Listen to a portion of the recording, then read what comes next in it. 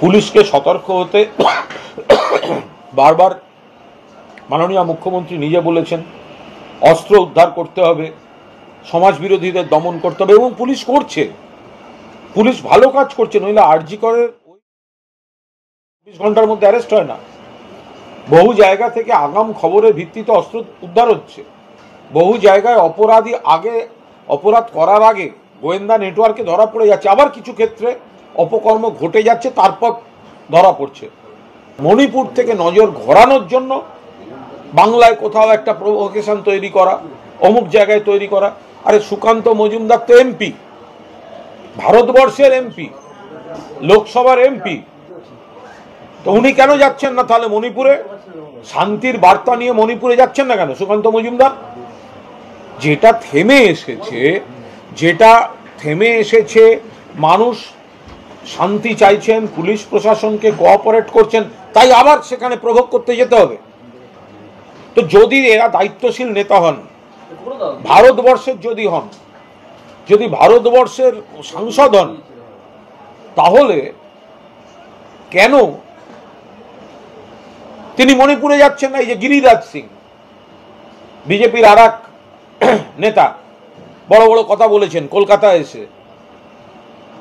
আমরা আবার বলছি, মণিপুর থেকে নজর ঘোরাবার জন্য এখানে বেলডাঙ্গা, ওখানে তাই এগুলো করার চেষ্টা করছে এরা।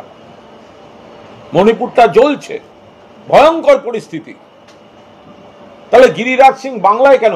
এদের উচিত, পুলিশের উচিত, এই গিরিরাজ সিং, সুকান্ত মজুমদার, এদেরকে ধরে নিয়ে, যারা এইসব বেলডাঙ্গা ইত্যাদি নিয়ে মানুষকে প্রভোগ করছে, এদের ধরে নিয়ে মণিপুরে ছেড়ে দিয়ে আসা। যদি এত বড় বড় কথা বলেন, যান না মণিপুর, তো আপনাদের রেসপন্সিবিলিটি। 1 বছর, 1.5 বছর, 2 বছর মণিপুর জ্বলছে, এত লোক মারা যাচ্ছে, প্রকাশ চলছে, ঘরদোর লুট হচ্ছে, চিফ মিনিস্টারের বাড়ি আক্রান্ত হচ্ছে, আইনের শাসন বলে কিছু নেই। আর বিজেপি নেতারা এখানে এসে নতুন করে উস্কানি দেয়া। গিরিরাজ থেকে সুকান্ত মজুমদার কেন মণিপুর যাচ্ছেন না? কেন নরেন্দ্র মোদী মণিপুর যাননি? পুলিশ এখানে অ্যারেস্ট করেছে কেন? আরে কোর্টে না তুলে এখানে অ্যারেস্ট করুক, এখান থেকে ধরুক, আর মণিপুরে গিয়ে ছেড়ে দিয়ে আসুক, তাহলে বুঝবে কত ধানে কত চাল। এটা হচ্ছে নিয়োগ দুর্নীতি যে মামলার একজন বিচারপতি পার্থ চট্টোপাধ্যায় জামিনের পক্ষে, অন্যজন সেটাকে নামঞ্জুর করলেন। এটা সম্পূর্ণ বিচার বিভাগের বিষয়। এখানে কোনো মন্তব্য, রাজনৈতিক মন্তব্য হতে পারে না। এখানে আমাদের কোনো মন্তব্য নেই। পার্থ চট্টোপাধ্যায়ের নিশ্চয়ই যে কোনো বন্দির অধিকার আছে জামিনের আবেদন করার, এবং আদালতে সেই জামিনের আবেদন বিচার হয়েছে। সেই বিচারে ডিভিশন বেঞ্চ, একজন বিচারপতি একটি মতামত, অন্য বিচারপতির আরেকটি মতামত।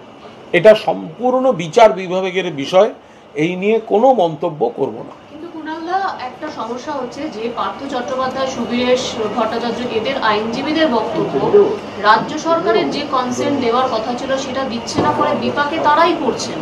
রাজ্য সরকার কনসেন্ট কেন দিচ্ছে? দেখুন, এটার সঙ্গে রাজনীতি বা দলের কোনো সম্পর্ক নেই। এই গোটাটাই হচ্ছে আইনি বিষয় এবং বিচারাধীন বিষয়, যেটা কোর্টে চলছে, যে বিচারাধীন বিষয়টা কোর্টে চলছে, শুনানি চলছে, যাদের আইনজীবীদের যা যা বক্তব্য আছে সেটা কোর্টে বলবেন সেখানে। ফলে এই বিষয়ে যদি কেউ রাজ্য সরকারকে নিয়েও কোনো বক্তব্য, কোনো কৌতূহল কিছু থাকে বা কোনো কিছু বক্তব্য থাকে, এ ব্যাপারে আমরা কথা বলার কেউ নই। এটা কোর্টে চলছে, বিচারপতিরা সরাসরি দেখছেন। ফলে সব পক্ষের আইনজীবীরাই আছেন।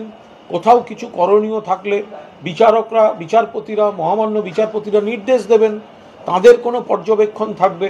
ফলে এখানে কোনো বিষয়, তাদের বা রাজ্য সরকার কোনো বিষয় এই নিয়ে কোনো মন্তব্য করবে না।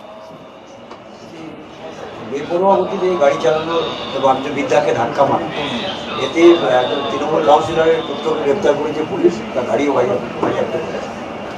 দেখুন, এটা একটা দুর্ঘটনা, একটা ইনসিডেন্ট।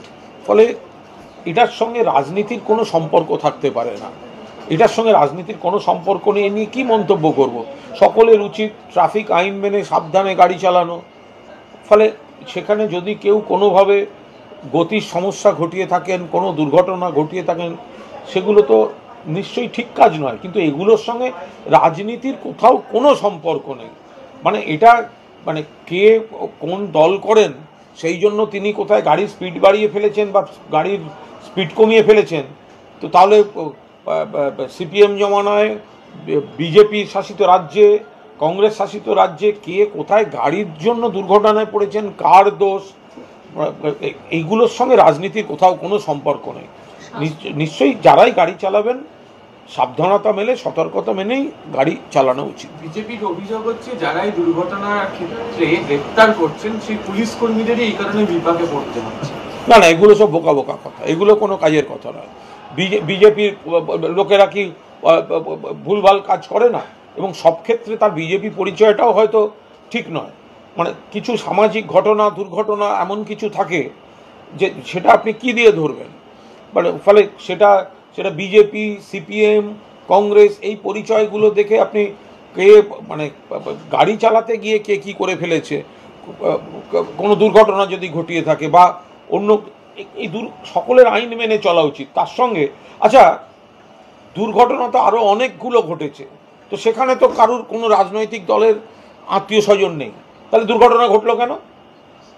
আপনি যদি বলেন যে তৃণমূলের কাউন্সিলরের ছেলের জন্য দুর্ঘটনা ঘটেছে, তাহলে বাকি গত কয়েকদিন ধরে যতগুলো দুর্ঘটনা ঘটলো তার সঙ্গে তো কোনো রাজনীতির কেউ নেই, তৃণমূলের কেউ নেই। ফলে এই তুলনাগুলো একেবারে অর্থহীন, অপ্রাসঙ্গিক তুলনা। রাজ্য পুলিশ ও সিআইডি যৌথ অভিযান বেআইনি অস্ত্রের বিরুদ্ধে গত 24 ঘন্টায় 40 জনকে গ্রেপ্তার করা হয়েছে। প্রশ্ন হচ্ছে যে ফিরাদ হাকিমের উষ্মা প্রকাশ করার পরে কিন্তু সক্রিয় হয়ে উঠল। দেখুন, পুলিশকে সতর্ক হতে বারবার মাননীয় মুখ্যমন্ত্রী নিজে বলেছেন, অস্ত্র উদ্ধার করতে হবে, সমাজ বিরোধীদের দমন করতে হবে, এবং পুলিশ করছে, পুলিশ ভালো কাজ করছে। নইলে আরজি করে ঘন্টার মধ্যে অ্যারেস্ট হয় না। বহু জায়গা থেকে আগাম খবরের ভিত্তিতে অস্ত্র উদ্ধার হচ্ছে, বহু জায়গায় অপরাধী আগে অপরাধ করার আগে গোয়েন্দা নেটওয়ার্কে ধরা পড়ে যাচ্ছে, আবার কিছু ক্ষেত্রে অপকর্ম ঘটে যাচ্ছে তারপর ধরা পড়ছে। পুলিশ নিশ্চিতভাবে কাজ করছে, কিন্তু আরও সতর্কতা দরকার, সেটাই মুখ্যমন্ত্রী থেকে শুরু করে মহানাগরিক পর্যন্ত সেই কথা বলেছেন।